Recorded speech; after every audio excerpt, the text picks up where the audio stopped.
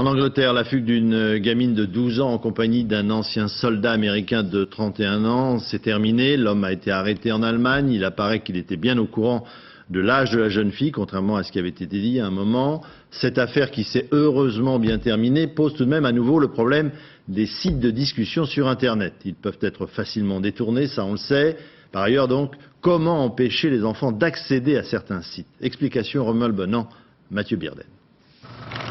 Après 4 jours de fugue, la petite Siobhan Pennington, âgée de 12 ans, a retrouvé saine et sauve ses parents dans la banlieue de Manchester.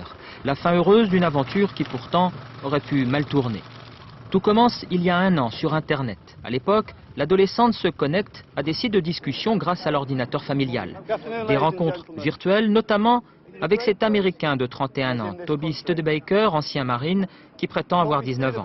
Après des centaines d'heures de conversation sur le net, la jeune fille décide de retrouver à l'étranger son amant virtuel. Un homme qui, selon le FBI, fréquente souvent des sites de pornographie enfantine. Pendant tout ce temps, les parents de Siobhan n'auront jamais été alertés. Si les parents de cette jeune fille lui avaient dit que même si on a sympathisé avec quelqu'un sur Internet, quand on va la rencontrer physiquement, eh ben on y va accompagné, on n'y va pas seul.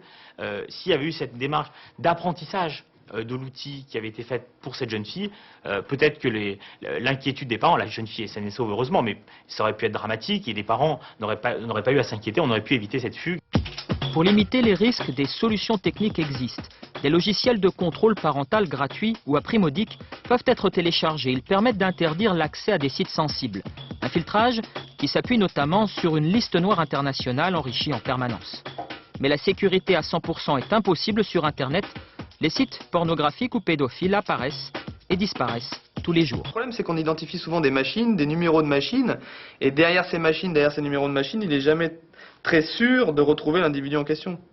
En Angleterre, une nouvelle législation doit entrer en vigueur à l'automne. Elle vise notamment les pédophiles sur Internet en prévoyant un nouveau délit d'attirance à des fins d'abus sexuels.